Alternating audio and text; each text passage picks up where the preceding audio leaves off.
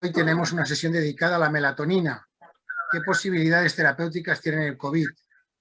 Y como conferenciante tenemos al excelentísimo señor doctor don Jesús Ángel Fernández Tresguerres Hernández, que es académico de número de la Real Academia de Ciencias Veterinarias de España.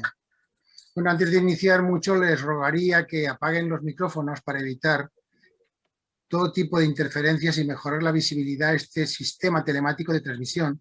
Y por favor dejen a modo de vista del hablante. Muchísimas gracias. Tiene la palabra el doctor Tresguerres.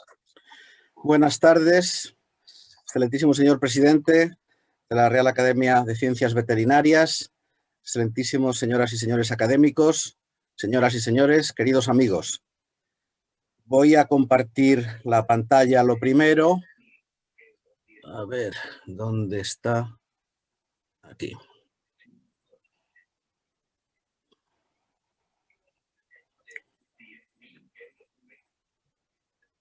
Muy bien.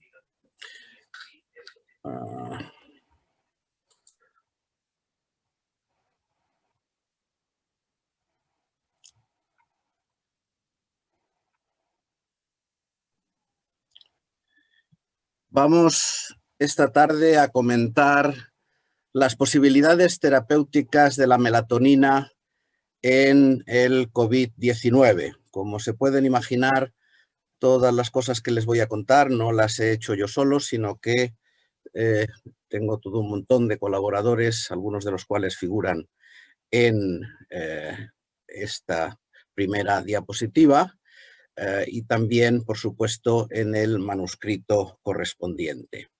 Esta es la Facultad de Medicina de la Complutense de Madrid, donde yo trabajo, y aquí tenemos la historia de la melatonina, que es una molécula que tiene realmente muchísimos miles de millones de años, que está presente en toda la escala zoológica, tanto vegetal como animal, porque sabemos que desempeña un montón de funciones, tanto en el ámbito de la cronobiología como en el ámbito también de la protección antioxidante y antiinflamatoria.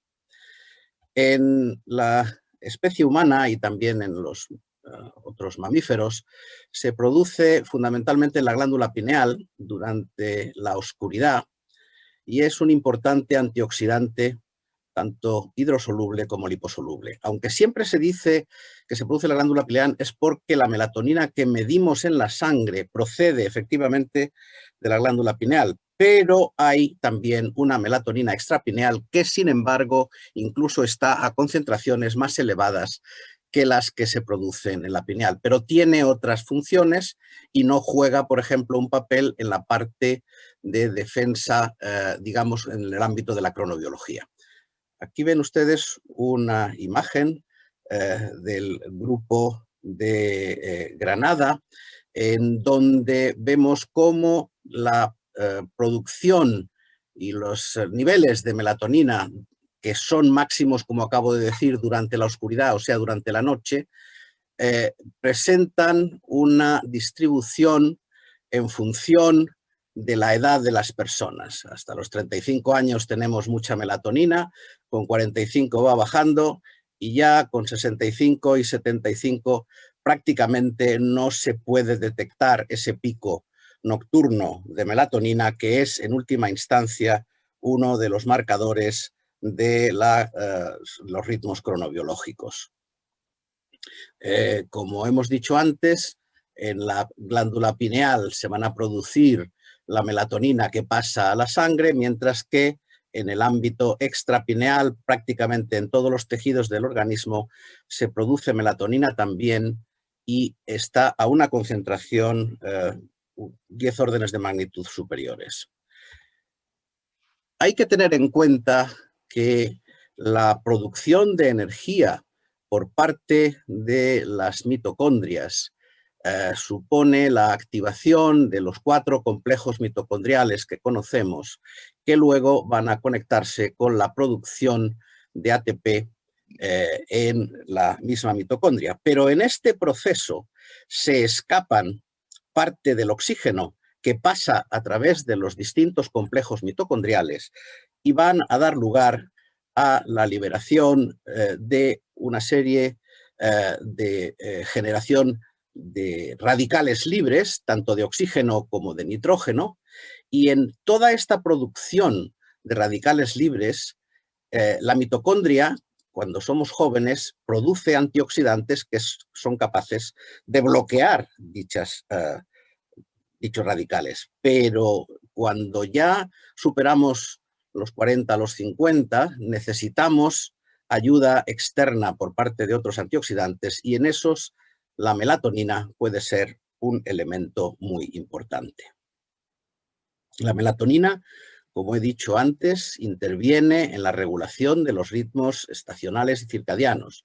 Todo el mundo sabe que la melatonina se utiliza para el tratamiento de las alteraciones del sueño, pero no todo el mundo sabe que juega un papel importantísimo en la remoción de toda una serie de radicales libres. Y eso conduce a una disminución del estrés oxidativo y de la inflamación. Pero es que además la melatonina potencia la síntesis de los antioxidantes endógenos. Por lo tanto, tiene dos funciones, una antioxidante directa y otra antioxidante indirecta en tanto en cuanto estimula, como he dicho, la producción de los antioxidantes endógenos. Por todo ello, la melatonina en realidad interviene en procesos de envejecimiento, es capaz de bloquear procesos de estrés oxidativo, de inflamación y de muerte celular programada. De hecho, cuando las células de los distintos tejidos, y en el caso que nos ocupa es fundamentalmente el sistema respiratorio, se somete, por ejemplo, a la acción de una serie de bacterias o virus, etcétera, se producen una serie de sustancias que se llaman patrones moleculares asociados a patógenos que activan una cosa que se llama el inflamasoma. El inflamasoma, que está en las células y sobre todo en los macrófagos de tipo 1, se produce un reclutamiento de caspasas 1 y 11 y se produce citoquinas como la interleuquina 1B o la 18 y también se facilita la infiltración con células inmunitarias a todos los tejidos que están lesionados. Nosotros hemos hecho unas medidas precisamente de cómo se activa este inflamasoma en algunas situaciones y vemos cómo tenemos aquí el inflamosoma en el NLRP3, que es el más característico, cómo se produce un incremento muy marcado en los pacientes, cómo se incrementa también la caspasa 18, cómo se incrementa muchísimo la caspasa 1, cómo se incrementa la caspasa 12, y todo eso tiene que ver con los procesos de oxidación y de inflamación, por ejemplo, también con la interleuquina 1B o con la interleuquina 1E. Y, por otro lado, sin embargo, se produce una disminución de serpinas que tienen una acción protectora sobre las células. Les voy a poner a continuación algunos datos de nuestro laboratorio. Los anteriores también eran de nuestro laboratorio, pero ahora algunos que tienen que ver cómo la melatonina es capaz realmente de influir en distintos modelos animales. Los primeros van a ser de envejecimiento y luego otros de isquemia reperfusión, para que vean de qué forma realmente es capaz de disminuir procesos que tienen que ver con la oxidación, con la inflamación y con la apoptosis. Aquí tienen ustedes un modelo de ratón con envejecimiento acelerado, que es el modelo SAMP8, que tienen ustedes aquí abajo. Lo tienen al lado de otro ratón, que es el SAMR1, que es su control. Y este de abajo es un ratoncito que tiene 10 meses nada más, pero que, como pueden ustedes observar, está ya bastante deteriorado. En este ratón, cuando estudiamos el corazón, vemos, por ejemplo, que los niveles de TNF-alfa presentes en el corazón del ratón de 10 meses en rojo frente al de 2 meses en negro, se produce un incremento de más de 2 veces de la cantidad de TNF-alfa, que cuando al ratón lo tratamos durante un mes con melatonina, tanto a la dosis de 1 miligramo por kilo como a la dosis de 10 miligramos por kilo, volvemos otra vez a tener niveles de TNF-alfa incluso más bajos que los del ratón joven. En el caso de la interleuquina 1, nos encontramos con que se produce también un incremento, en este caso también casi de 3 veces, de la interleuquina 1 en el ratón viejo, y cuando lo tratamos con melatonina se produce una disminución casi alcanzando los niveles del ratón joven. Si medimos la oxidación, la hemoxigenasa 1 y 2, se produce también un incremento, en este caso de más de 3 veces, que disminuye de forma dosis dependiente, en este caso con la melatonina. En la mayoría de los otros casos, la dosis de 1 y de 10 miligramos es suficientemente capaz en ambos casos de neutralizar el incremento que se observa. Les insisto que estos son todos tratamientos crónicos durante un mes, entre los 9 y los 10 meses de edad. En el caso de INOS, que es la óxido nítrico inducible, vean ustedes cómo ya el ratón viejo, el ratón joven SAMP8 tiene niveles muy elevados de INOS que tienen que ver con inflamación y sube todavía más en el ratón viejo. Fíjense si lo comparan a la izquierda con los valores de su control, vean cómo ya incluso en el joven de 2 meses ya está muy incrementado. Bueno, pues el tratamiento con melatonina es capaz de disminuir los niveles de la sintasa de óxido nítrico por debajo de los valores del animal joven. Y cuando estamos hablando, sin embargo, de la ENOS, o sea, de la sintasa endotelial de óxido nítrico, que tiene que ver con funciones fisiológicas como es la vasodilatación, en donde nos encontramos que lo que va a ocurrir es precisamente una disminución con la edad de la ENOS en el corazón de esos ratones con envejecimiento acelerado. Vean ustedes cómo aquí sí encontramos una dosis dependencia con 1 o con 10 miligramos por kilo de peso de melatonina que restablece bien sea los niveles presentes en el ratón joven o incluso se va a niveles muy superiores. NF-κB es un factor que tiene que ver muchísimo con la inflamación y que también vemos aquí que se produce un incremento en el ratón viejo que es perfectamente neutralizable con la melatonina, tanto a la dosis de 1 como de 10 miligramos por kilo. Si nos vamos a la medida de sustancias que tienen que ver con la apoptosis, nos encontramos, por ejemplo, que BAT no es que suba mucho con el envejecimiento, pero VAX, que lo tienen ustedes en la parte de abajo, sí que sufre un incremento marcado, y ese incremento marcado de VAX disminuye de forma muy evidente con el tratamiento con melatonina. En el caso de BCL2, que es una sustancia antiapoptótica, le pasa lo mismo que le pasaba a ENOS, o sea, que se produce una disminución de las sustancias antiapoptóticas como BCL2 con la edad y se recuperan ampliamente con melatonina y también de forma dosis dependiente.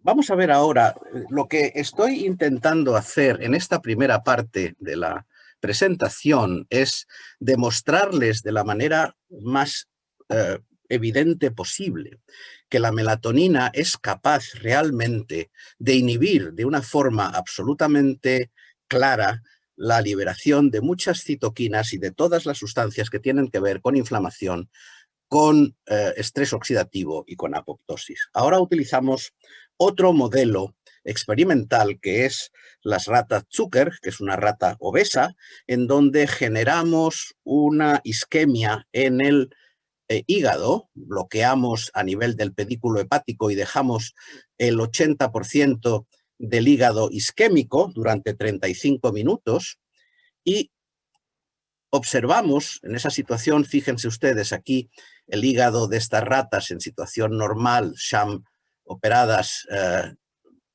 y sin embargo cuando bloqueamos el aporte sanguíneo, fíjense ustedes cómo se pone el hígado de negro, lo tenemos 35 minutos y luego volvemos a reabrir el pedículo vascular, con lo cual entramos en situación de revascularización. Entonces, unas horas después, estudiamos el estrés oxidativo en ese hígado y nos encontramos con que se produce un incremento de la hemoxigenasa muy evidente, que sin embargo lo podemos neutralizar perfectamente si a esa rata le hemos dado un tratamiento con melatonina a 10 miligramos por kilo, tanto por vía intraperitoneal como por vía oral.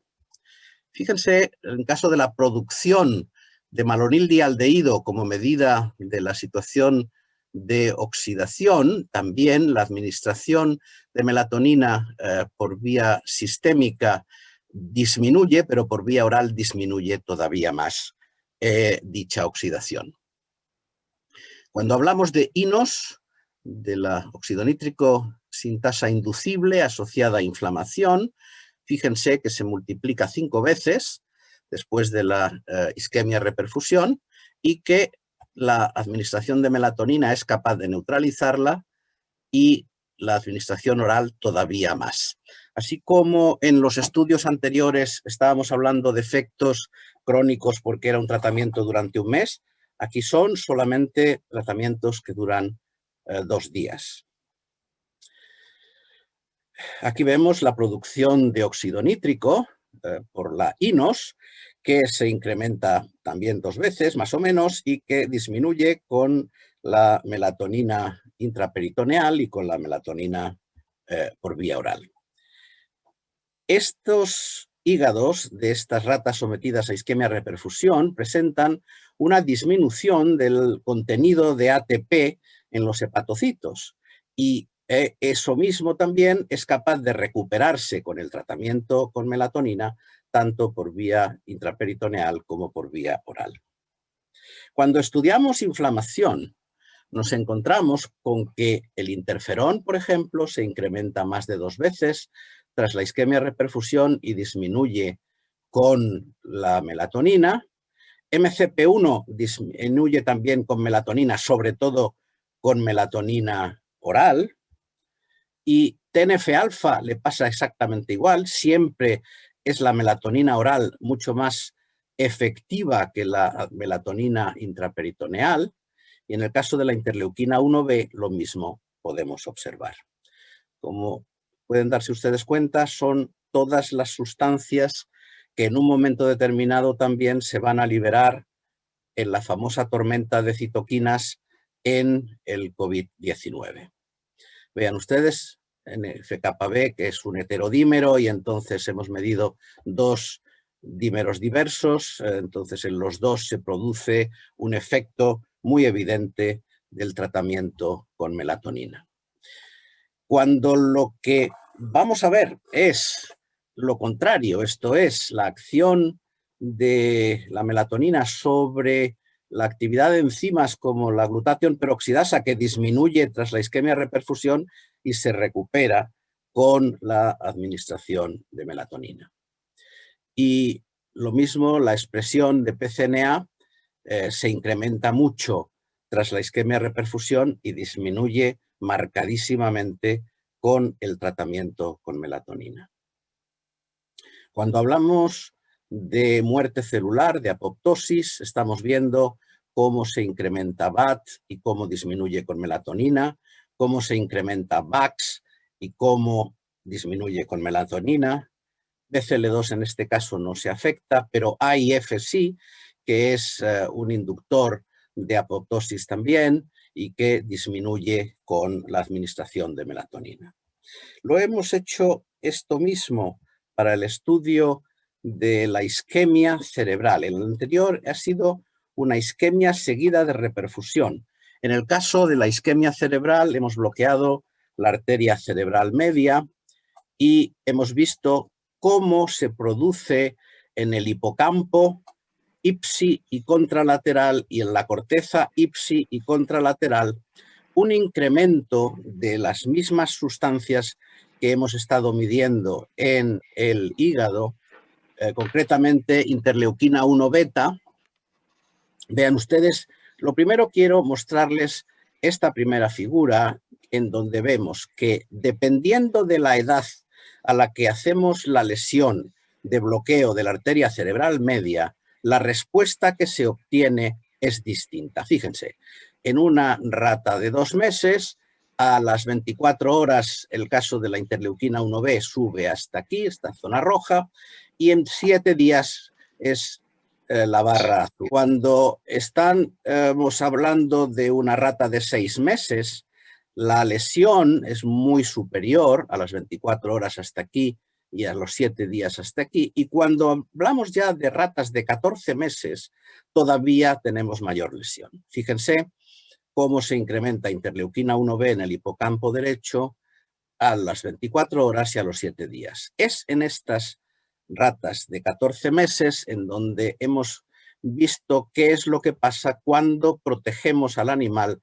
con melatonina. Y ven ustedes cómo a las 24 horas el efecto es el de la barra verde que tienen ustedes aquí y a los 7 días el efecto es de la barra morada que tienen ustedes aquí.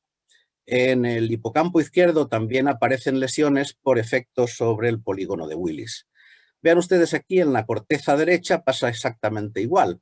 La lesión que se genera por bloqueo de la arteria cerebral media supone en la corteza derecha un incremento a las 24 horas muy marcado y a los 7 días todavía mayor, que puede ser neutralizado por la presencia previa de melatonina en el animal, tanto en 24 horas como en 7 días. TNF-alfa pasa exactamente lo mismo. Fíjense cómo se incrementa mucho, sobre todo a los 7 días después de la lesión, y cómo el tratamiento con melatonina disminuye TNF-alfa tanto a las 24 horas como a los 7 días. En la corteza derecha pasa exactamente lo mismo. Si medimos los factores que tienen que ver con la muerte celular, también se produce un incremento muy marcado a los 7 días de BAT en la rata de 14 meses y esa disminuye de forma muy evidente cuando la tratamos con melatonina. En la corteza derecha pasa lo mismo y con VAX pasa exactamente igual. Aquí ya a las 24 horas también hay incremento de VAX que disminuye con melatonina en la zona verde y a los 7 días un incremento muy superior que disminuye en la zona morada. En la corteza derecha pasa exactamente lo mismo.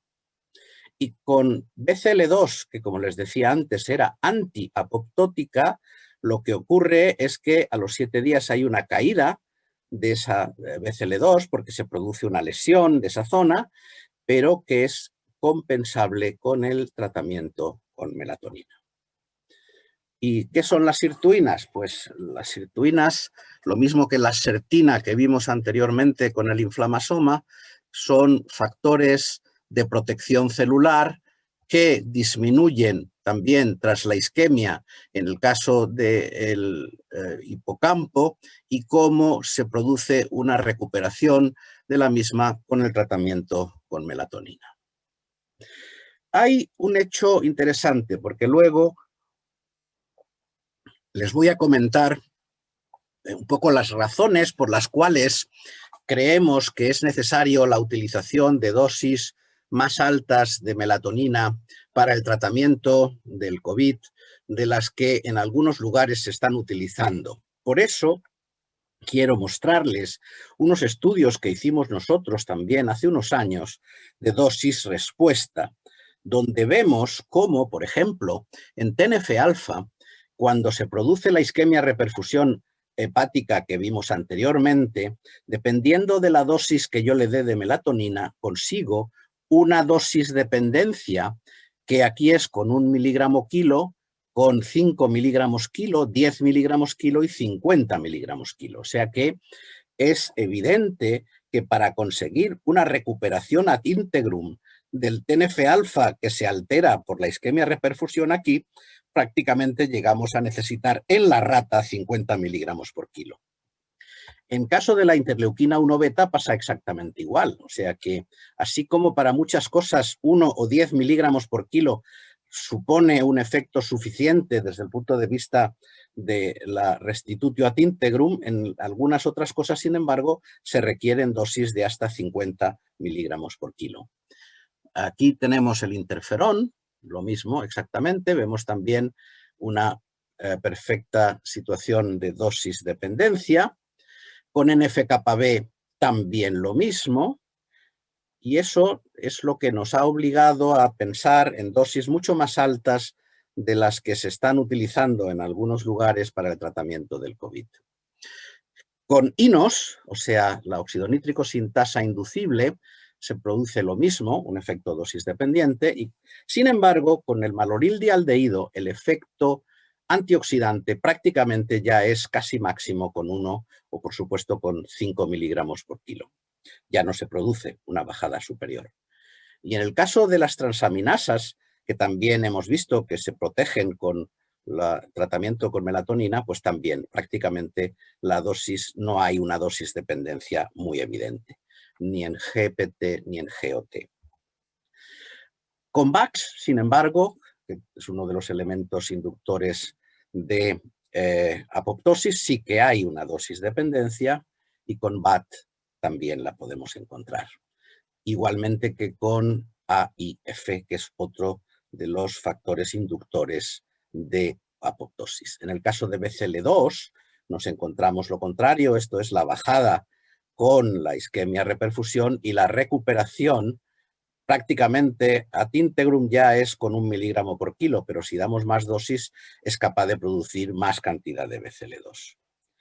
Es interesante saber que la melatonina juega un papel muy importante también a nivel del sistema inmunitario, y entonces si nos encontramos cómo es la evolución de la actividad NK de los leucocitos de ganglio de ratas macho, 2, 6 meses, 12, 14, 18, 22 y 24 meses, vean que el máximo es 6 meses y luego hay una disminución de la actividad NK.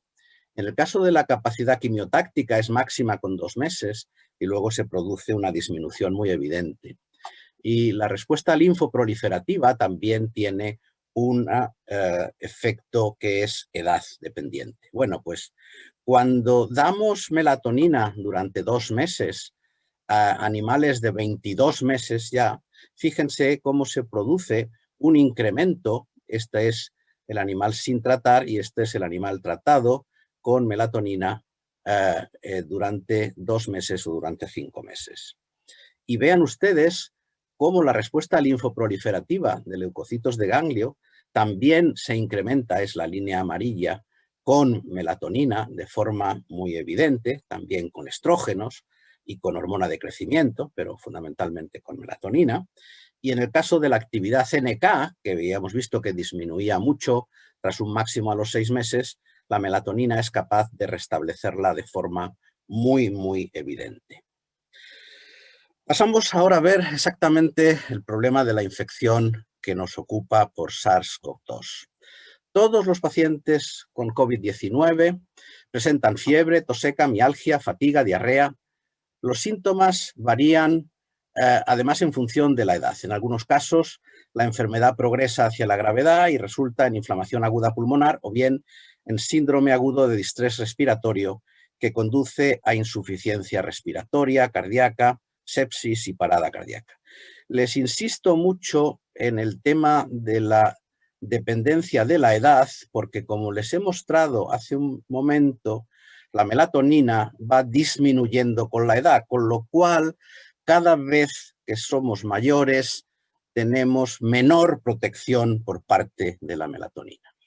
Y en la sangre de los pacientes con COVID-19 hay una marcada elevación de interleuquinas como la 1B, como el interferón, la proteína inducible por interferón o la quimioatrayente de monocitos, la MCP1, y hay disminución de interleuquina 4 y de interleuquina 10 que son antiinflamatorias y que normalmente, y no se lo he enseñado aquí, pero tenemos datos de nuestro laboratorio, que así como la melatonina disminuye a las interleuquinas proinflamatorias como 1B, como interleuquina 18, etcétera, se produce al revés, una disminución de 4 y 10 con la inflamación y se recuperan con la administración de melatonina.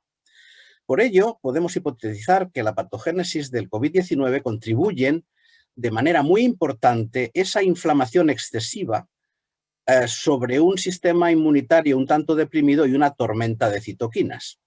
Como la melatonina es capaz de inhibir la liberación de citoquinas, como acabamos de ver, y también de potenciar el sistema inmunitario específico, podría efectivamente jugar un papel muy importante en el tratamiento de la enfermedad. Sabemos cómo la infección por virus de SARS-CoV-2 a nivel pulmonar genera una liberación enorme de toda la serie de interleuquinas que figuran aquí.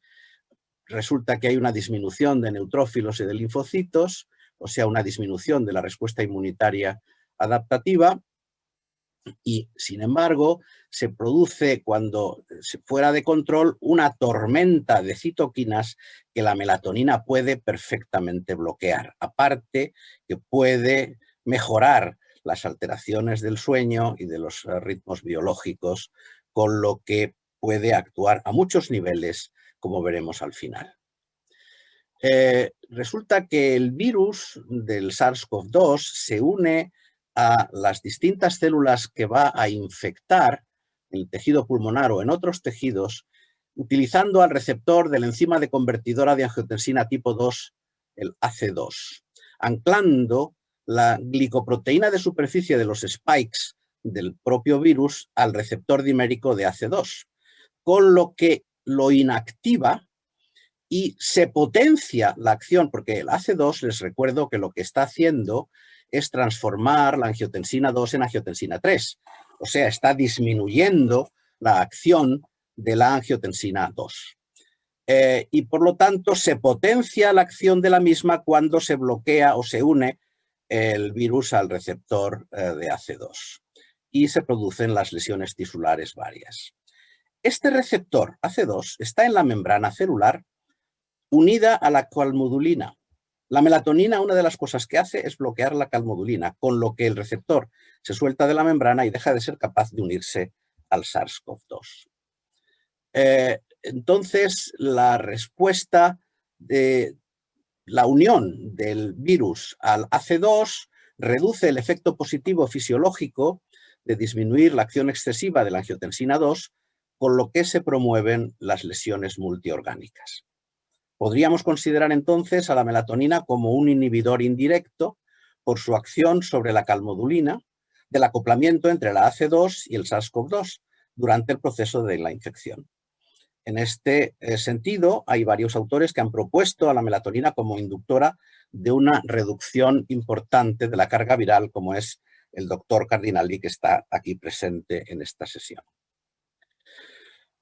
Por otro lado, se ha visto también que el receptor de Epidermal Growth Factor juega un papel en el proceso de replicación del virus,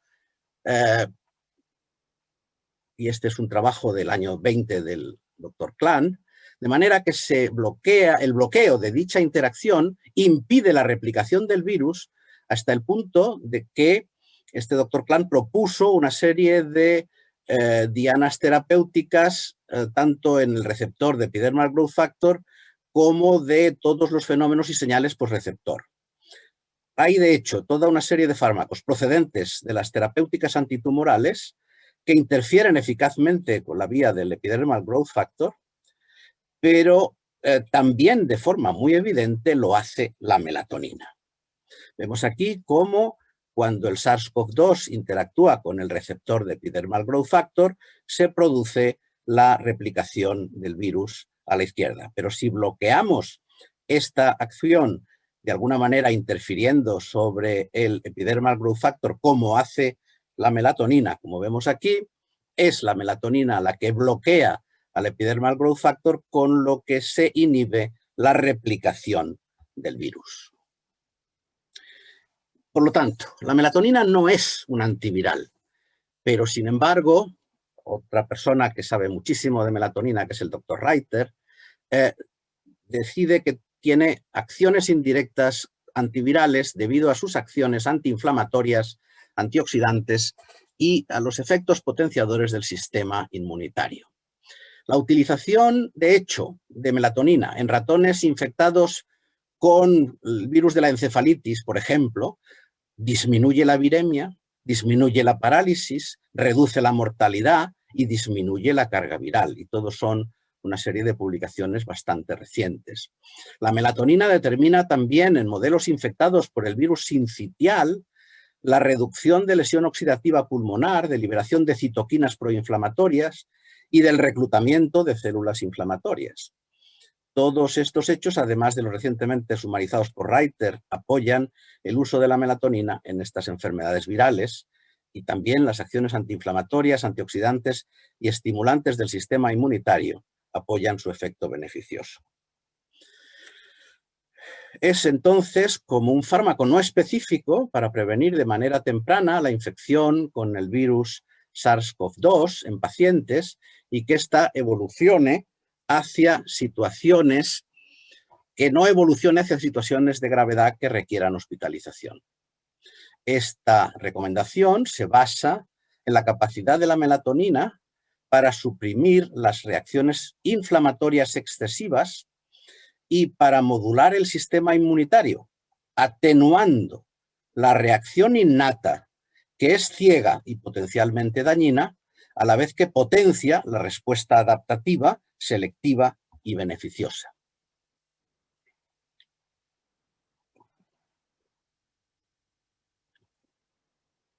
El sistema inmunitario innato trabaja a través de receptores de reconocimiento Toll-like, y estas células, y particularmente los macrófagos tipo 1, que contienen el inflamasoma NLRP3 que acabamos de ver hace un momento y que se activan por dichas amenazas. Sin embargo, la sobrereacción de las defensas innatas causa lesiones a nivel celular, tisular u orgánico.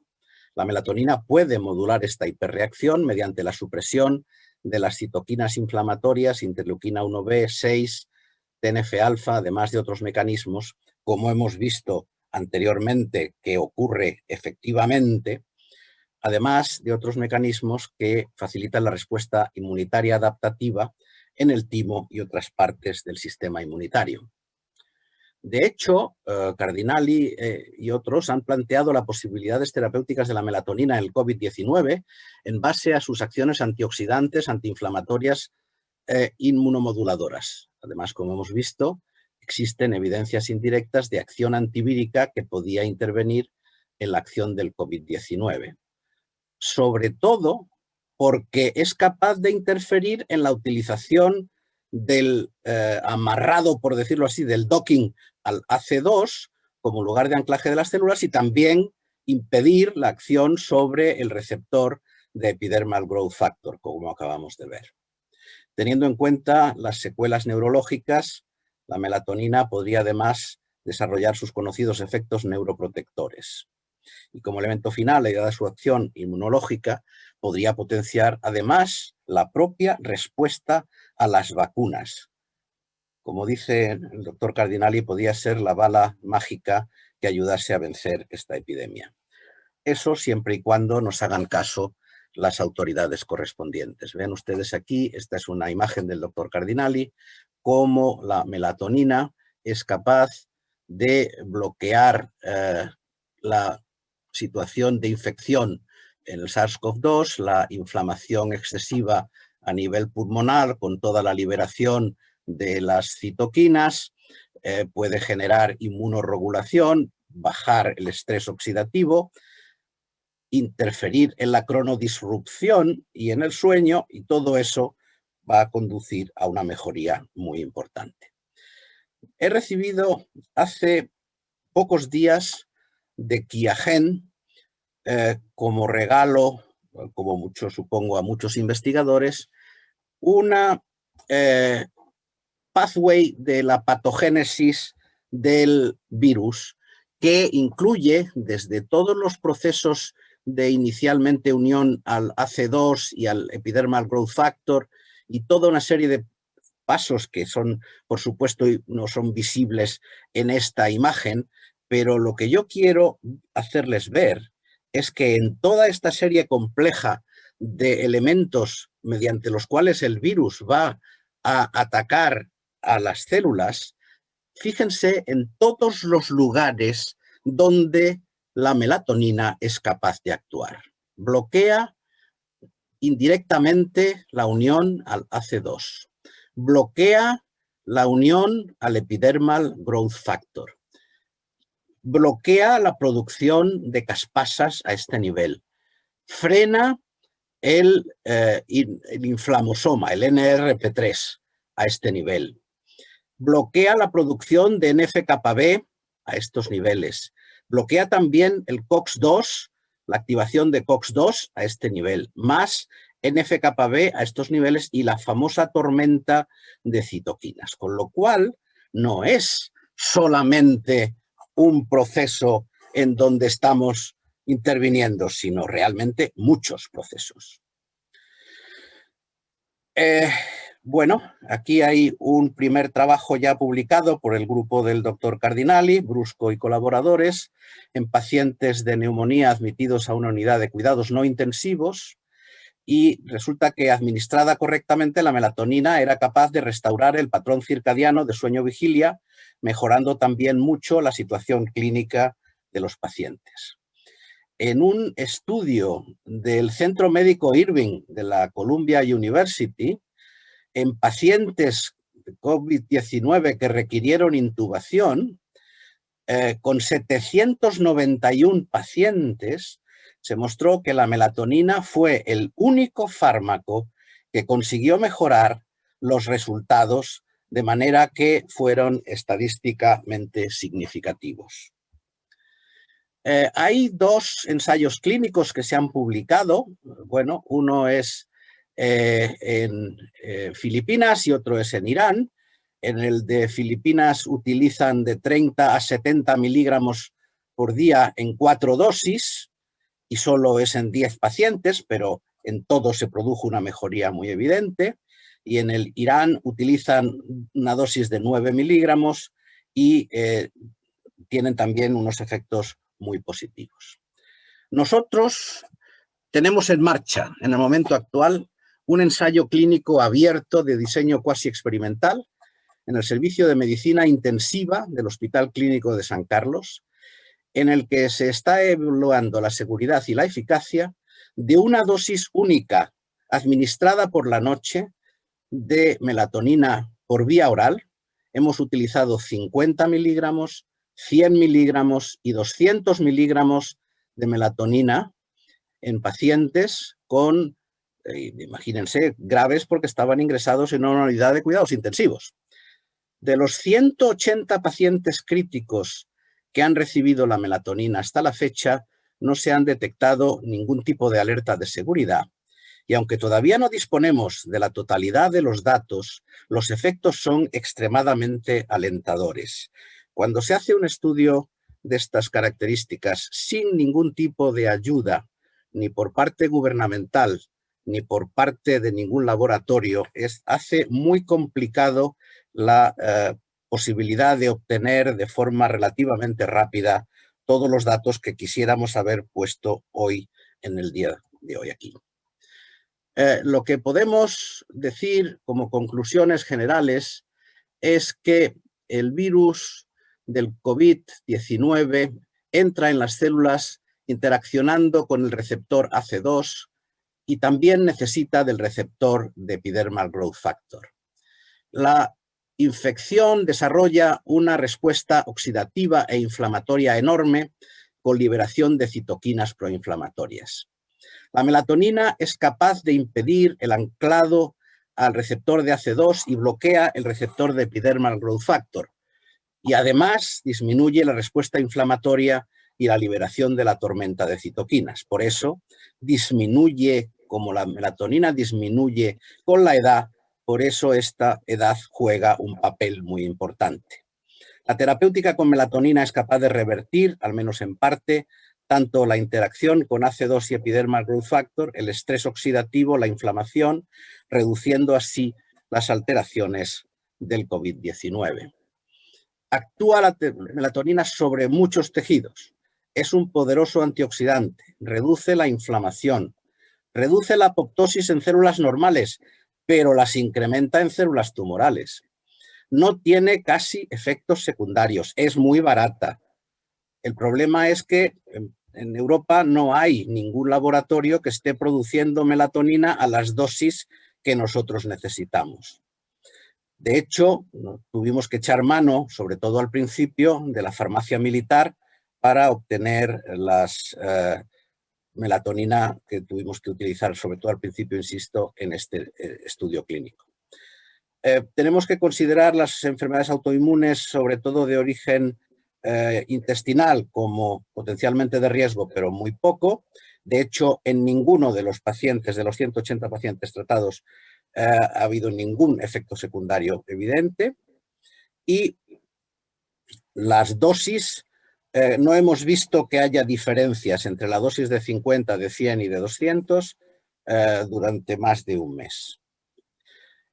Yo quería utilizar esta última diapositiva para decir que a pesar de la gran cantidad de información importante de que disponemos a propósito de los efectos beneficiosos de la melatonina en la enfermedad por SARS-CoV-2 y que hemos mencionado a lo largo de esta presentación, los autores de este trabajo manifiestan su enorme frustración por no haber sido capaces de recabar la atención de las autoridades sanitarias de nuestra autonomía, es a quien hemos intentado llamar, para intentar precisamente aprovechar estos conocimientos para aplicarlos en un intento de rebajar la terrible incidencia de la pandemia. Muchas gracias por su atención.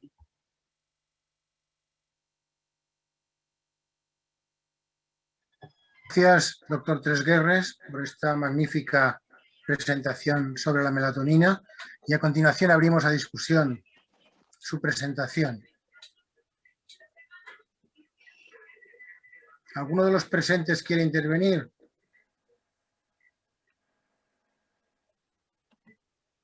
Hola, buenas tardes.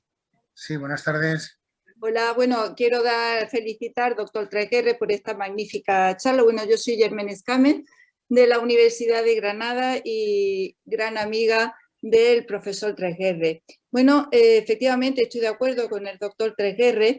Es un problema que tenemos con el tema de la melatonina, pero sí quiero decir, bueno, que nosotros en nuestro grupo de investigación de Granada hemos acabado un ensayo clínico en fase 2 en el Hospital La Paz, un ensayo clínico aprobado por la Agencia del Medicamento, lo hemos financiado con UCDETI a través de una spin-off que tenemos.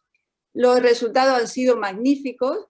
Hemos encontrado una reducción del tiempo de ventilación mecánica pero casi un 30%. Además, el tratamiento ha sido una dosis de 5 miligramos por kilo por vía intravenosa durante una semana. Y ahora sí vamos al fase 3, ya en 300 pacientes multicéntricos, de los cuales intervienen pues, varios hospitales de toda España. Estamos en conversaciones con la agencia y esperamos pues, que por fin esta lucha pues, la ganemos entre todos y consigamos meter la melatonina para el tratamiento del COVID, ¿no? Es una lucha dura porque efectivamente no hay financiación. Nosotros, bueno, la estamos encontrando a través de nuestra empresa y esperemos que empecemos pronto este fase 3 en España. Pues nada más, muchas gracias. Gracias, Germaine. Muchas gracias. Y adelante con eso. Gracias, Jesús. Posible, quisiera hacer alguna... Doctor Cardinali. Sí.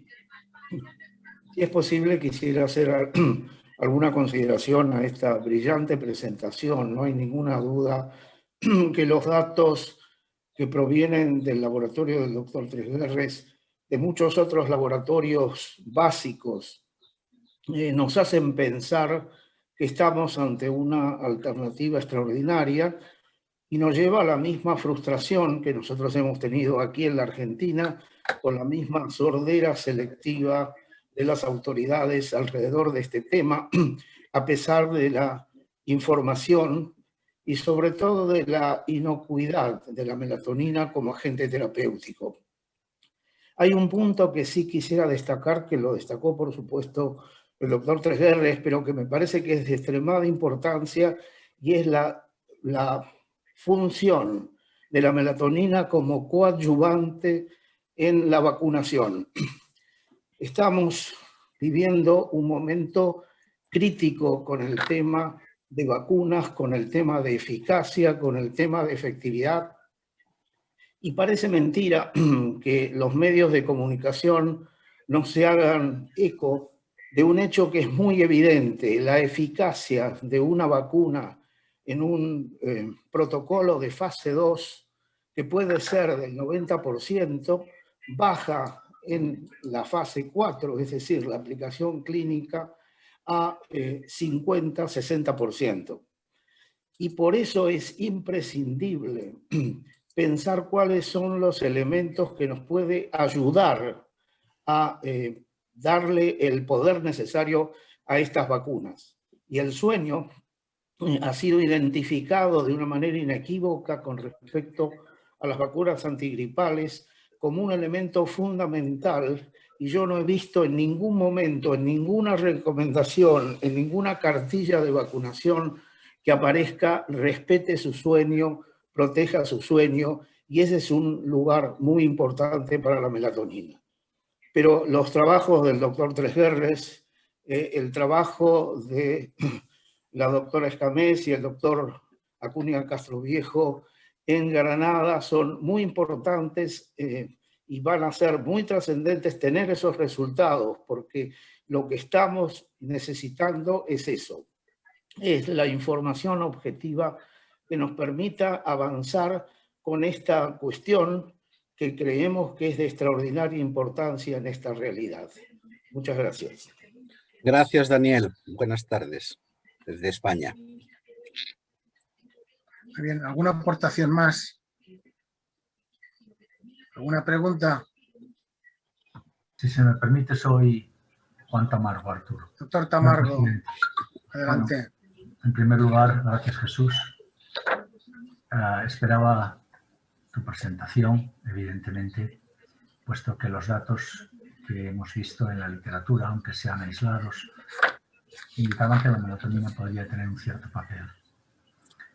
Mi único comentario, aparte de primero expresarte las gracias por la presentación, que ha sido muy clara, ha sido muy evidente la base científica en la que se sustentan tus comentarios, era hacer una reflexión sobre lo que está sucediendo, y es que en este momento estamos asistiendo a que una serie de fármacos que han demostrado ser eficaces no estén recibiendo el placet del Ministerio. Y el placet es que un fármaco puede ser aceptado por la Agencia Europea del Medicamento, pero no en la calle del Prado. Y en este momento hay al menos 2 fármacos que sabemos que en los próximos meses no estarán en España. Creo que deberían de reconocer de que estamos ante una sustancia que tiene un perfil de seguridad importante, es muy aceptable. Yo creo que esto es clave para estos pacientes, un perfil de seguridad muy adecuado. Estoy hablando y lo comparo con lo que sucede con un antiviral o con un inmunodepresor, en el cual todos conocemos cuáles son las reacciones adversas que conllevan. Y mi único comentario es: no os desaniméis, sencillamente pensar que esto mismo está pasando con otros fármacos que han demostrado eficacia ante el COVID. Esperemos que algún día pues, la Administración reflexione sobre ello, y me gustaría que reconociera de una vez algunas de las propiedades de la melatonina, y creo que el doctor Tresguerres tiene un poquito de experiencia en encontrarse con pocas respuestas al respecto en los últimos años. Reitero las gracias, reitero las felicitaciones por la presentación y ánimo y seguir trabajando con melatonina. Gracias, Juan. Efectivamente, la ventaja que tiene melatonina sobre otras potenciales sustancias que pudieran estar registrándose en estos momentos, entre otras, es precio y efectos secundarios. O sea, un precio bajísimo y unos efectos secundarios casi inexistentes. Y, sin embargo, una acción altamente positiva, sin ninguna duda. Creo que había levantado la mano la doctora. Sí, el doctor Cirio. El doctor Cirio primero. Alberto Cirio. Alberto Cirio desde Uruguay. Doctor Cirio y doctora Marta Romano.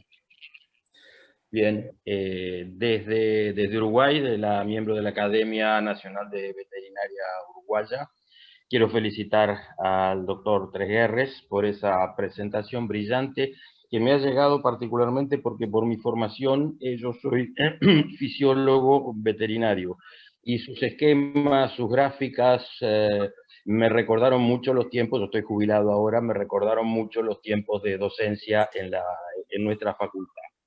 Quiero referirme al punto, a la parte final que abordó el doctor Tresguerres y que retomaron algunos colegas, en el sentido de que no hay una explicación muy clara de por qué las autoridades sanitarias de los distintos países no se juegan, digamos, por llevar adelante protocolos o aplicar lo que la ciencia está demostrando de algunos fármacos, como en este caso la melatonina.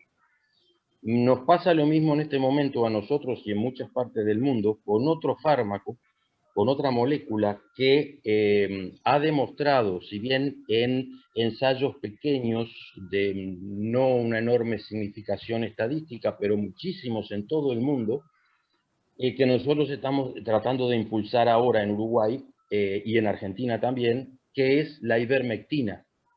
Hay una enorme cantidad de trabajos pequeños, repito, que muestran una alta eficacia de la ivermectina en muchos de los puntos, en muchos de los lugares que mostró el doctor Tresguerres, al igual que la melatonina, que tiene un amplio espectro de acción, que tiene incluso efectos antivirales, según algunos trabajos, que parecía o parecería ser también una panacea como la melatonina, que una doctora americana hace unos días calificó como, comparó la ivermectina con los trabajos de Fleming con la penicilina, que podría ser de un impacto tan grande como fue la penicilina en su momento.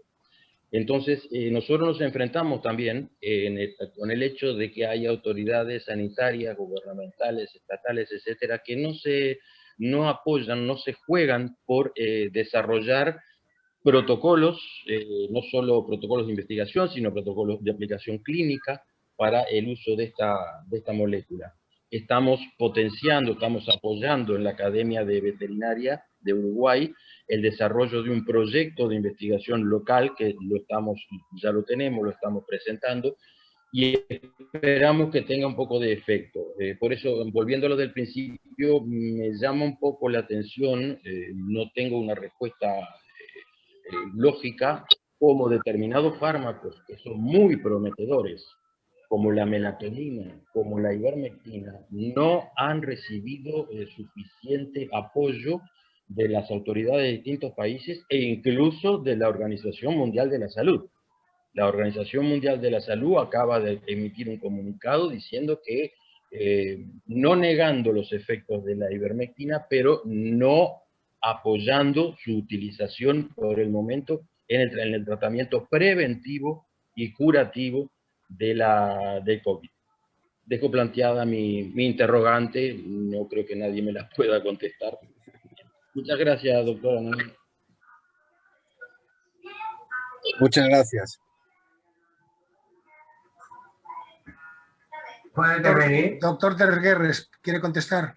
Es que la verdad no tengo nada que contestar, es estar totalmente de acuerdo con el doctor Cirio en el sentido de que efectivamente es sorprendente cómo las autoridades políticas tienen tan poca visión de la realidad.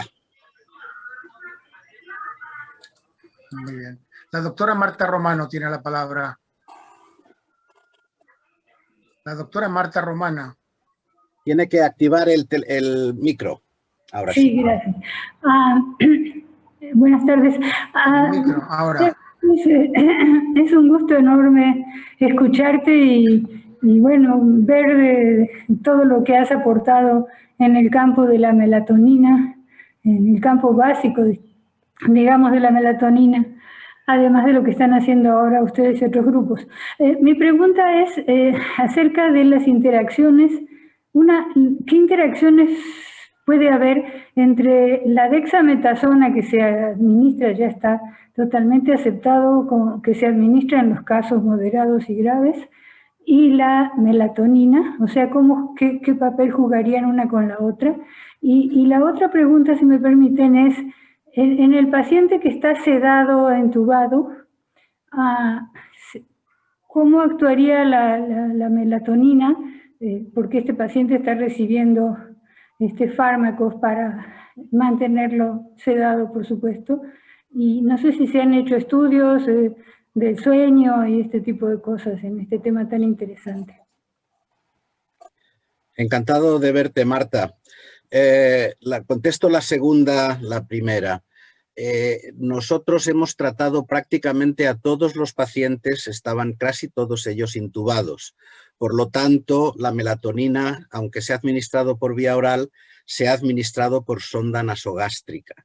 No hemos tenido en los 100, no, ya son más de 200 pacientes tratados hasta hoy, ningún tipo de interacción negativa con ninguno de los fármacos que se hayan utilizado en el mantenimiento de esa situación de sedación, etcétera. No hay ninguna interacción. Y con la interacción que preguntabas con la dexametasona, piensa que la melatonina es también antiinflamatoria, pero la dexametasona tiene un efecto muy importante como inhibidora de la respuesta inmunitaria, mientras que la melatonina inhibe la respuesta inmunitaria innata, pero potencia la adquirida, que es algo que le viene muy bien a ese paciente de COVID. O sea, tiene la ventaja la melatonina sobre la dexametasona de que potencia la respuesta inmunitaria adquirida, al revés que lo que hace la dexametasona.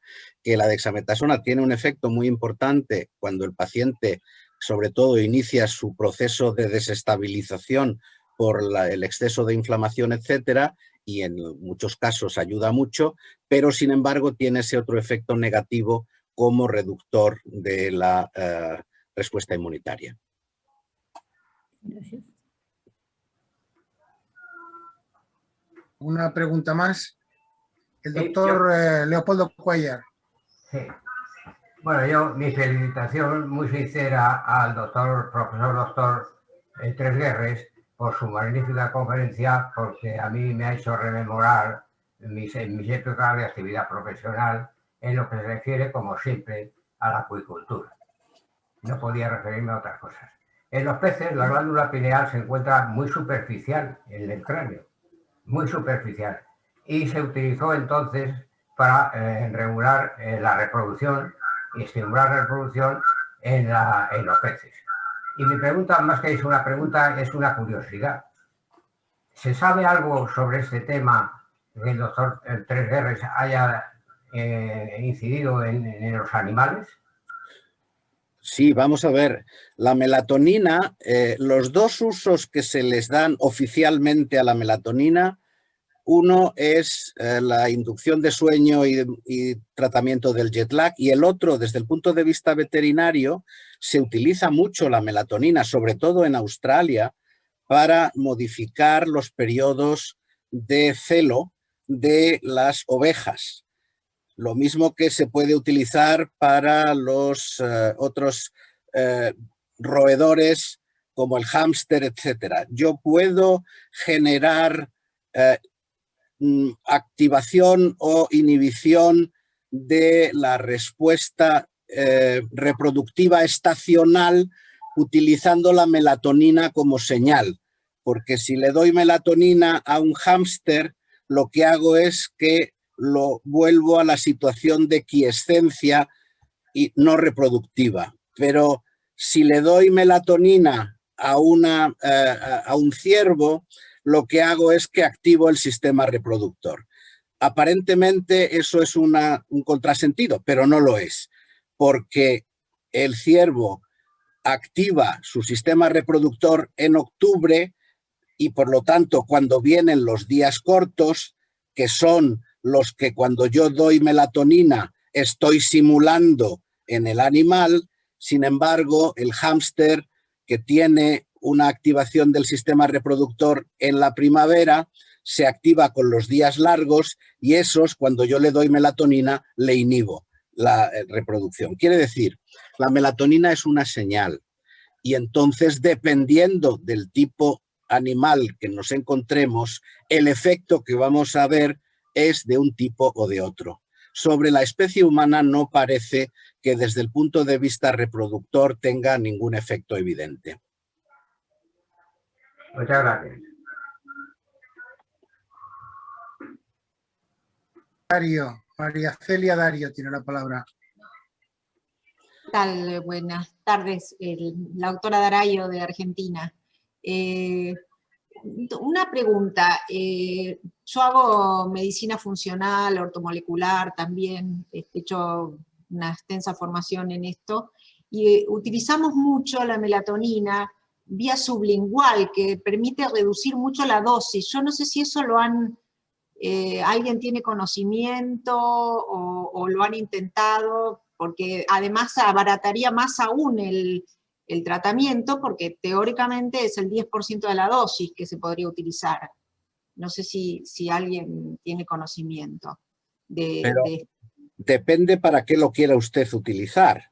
Si lo quiere utilizar para lo que es modular la respuesta cronobiológica, con dosis muy bajas tiene usted muy buenos resultados, pero como he podido demostrar en los estudios dosis-respuesta que les he puesto a ustedes, cuando lo que queremos hacer es una acción antiinflamatoria y antioxidante importante en todo el organismo, independientemente de cuál sea la vía de entrada, las dosis que tenemos que utilizar tienen que ser mayores.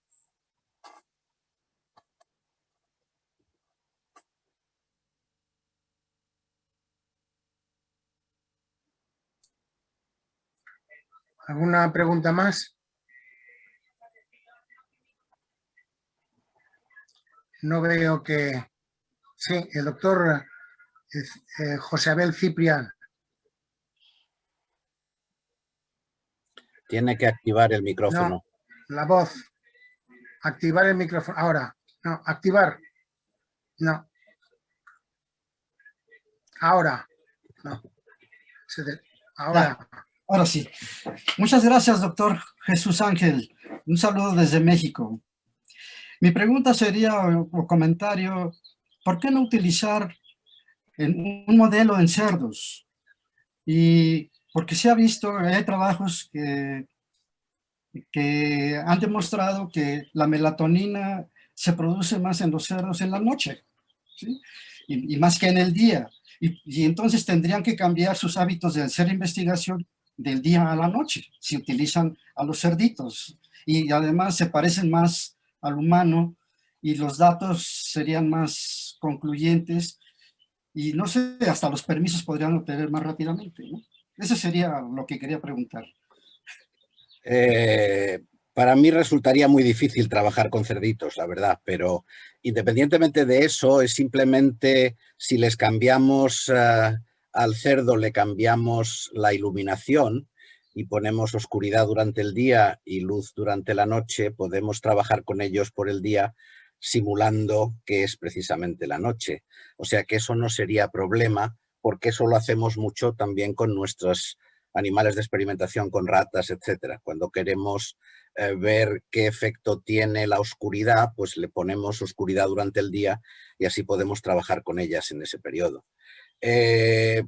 Lo que pasa es que la melatonina, como se está utilizando, yo tengo probablemente más de 500 pacientes tratados con melatonina, con unos efectos estupendos. No ha habido ninguno de mis pacientes que haya tenido un COVID problemático, y de hecho muchos han tenido el COVID sin absolutamente enterarse de nada, se han enterado cuando se han hecho anticuerpos después.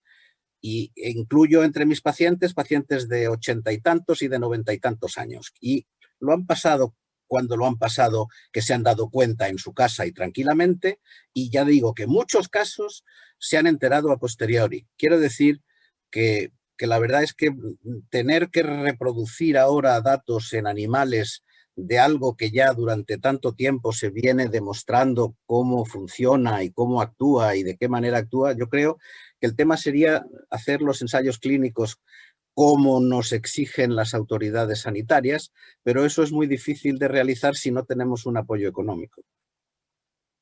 Gracias, doctor.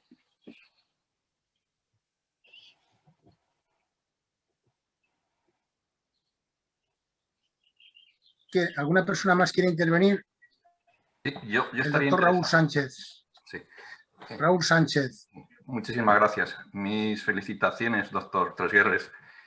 Yo, vamos, el aportar estos tratamientos que pueden dar soluciones a un problema tan generalizado a nivel mundial y que tantos problemas nos están dando, y ver que la administración no apoya, realmente es lamentable. Yo, que me dedico a la investigación, también lo sufro. También se puede ver en las vacunas que están funcionando, que están en los mercados. Casi ninguna ha recibido subvenciones o financiación de las administraciones. Casi todas son de empresas, de laboratorios. Y la pregunta es, ¿no ha probado a través de estos laboratorios conseguir ayudas para hacer estos tratamientos que me parecen tan interesantes? Los laboratorios, teniendo en cuenta que la melatonina es un producto no patentable y barato, no les interesa absolutamente nada, desgraciadamente. Así que tenemos un conductor magnífico como es la melatonina sin carné de conducir. O como diría yo también, que como no tiene padrinos no se bautiza. No hay manera. Qué pena. Sí, la verdad que sí. Es una frustración muy grande, sin duda.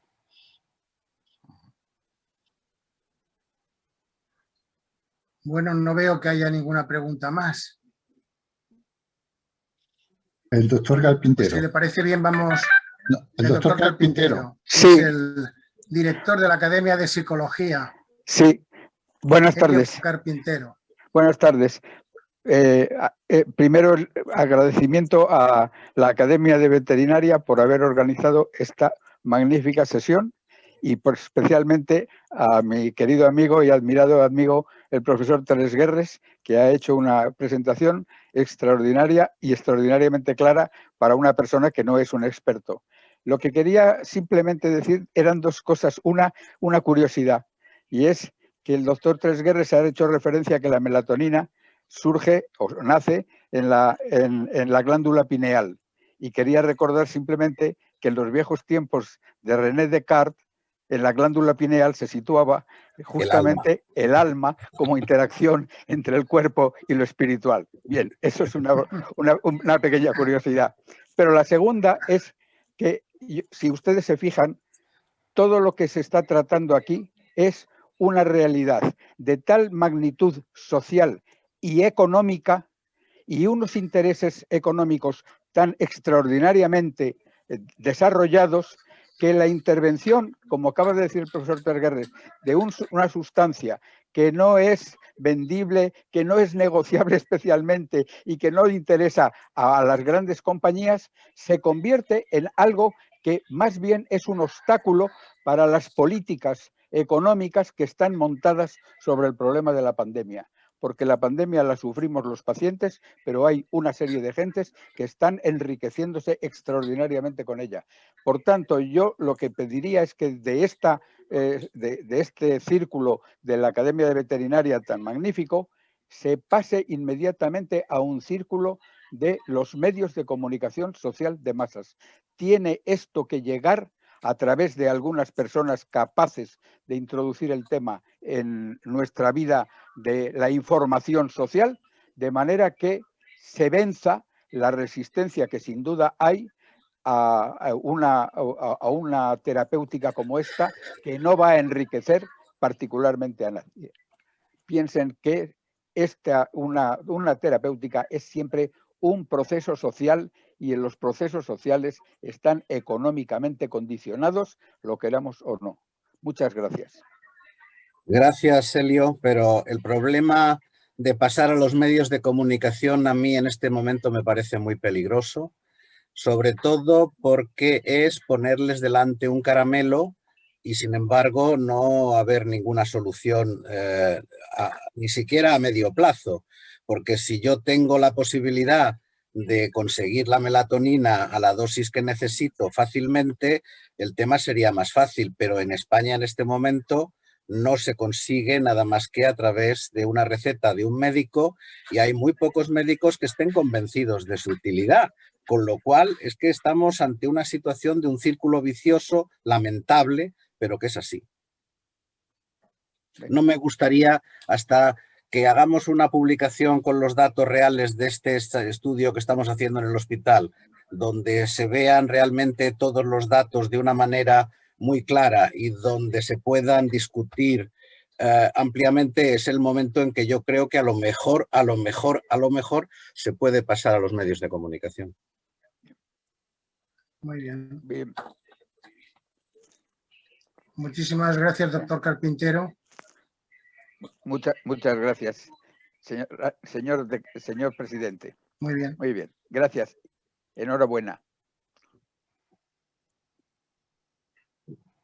Gracias. Bueno, pues si no hay ninguna intervención más, vamos a clausurar esta sesión que creo que ha sido magnífica. Mi querido académico, profesor Tres Guerres, ha hecho una presentación fisiopatológica magnífica, con una etiopatogenia también excelente. Y bueno, a mí me han quedado algunas dudas, habida cuenta de que es una molécula muy sencilla, que es un derivado de triptófano. Curiosamente, la biodisponibilidad no es muy alta, tiene un 15%, 15-20% de biodisponibilidad, pero me pregunto yo si las dosis únicas pues son suficientes, porque claro, si mi periodo biológico de eliminación de esta molécula es rápida, aunque es una molécula liposoluble, pasa al sistema nervioso, realmente tiene unas características, un perfil magnífico. Yo me pregunto que efectivamente pues, el modelo que ha utilizado de envejecimiento y de la isquemia da unos resultados magníficos. Entonces yo me pregunto si realmente no convendría modificar la pauta posológica. Es que aunque la vida media de la melatonina no sea demasiado elevada, como la melatonina luego se transforma en quinurenaminas, tienen una vida esa mucho más larga. Quiere decir que la melatonina en sí misma probablemente tiene poco tiempo para actuar, pero todos sus metabolitos tienen una duración muy superior y actúan durante mucho más tiempo, con lo que la acción de la melatonina se mantiene. Esa es la pregunta que yo quería hacer, porque efectivamente los metabolitos son metabolitos activos y posiblemente pues sería interesante coger algún metabolito activo, porque hay un metabolito que es una N-acetilserotonina, ¿no? Y otro metabolito no, que es la sulfatoxi. No, la sulfatoxi es el metabolito, la otra, la N-acetilserotonina es un metabolito. Un precursor. Es un precursor, ¿no? Es un precursor. Y entonces, ¿por qué no se utilizan algún agonista de melatonina? ¿Para qué vamos a utilizar agonistas si tenemos la melatonina? Están comercializados. Sí, pero no funcionan exactamente igual de bien, y además, si este laboratorio viene y me ayuda para hacer el estudio clínico, estoy de acuerdo y lo podremos hacer, pero tampoco es que tengamos así como mucha ayuda por parte de esos laboratorios. Primero felicitar al doctor Tres Guerres por su magnífica exposición. Y luego también quiero hacerle un comentario que los médicos y los veterinarios sufrimos. Las multinacionales farmacéuticas, que son las que llevan los laboratorios estos de medicina, ellos se ocupan preferentemente de que sean productos que sean muy rentables.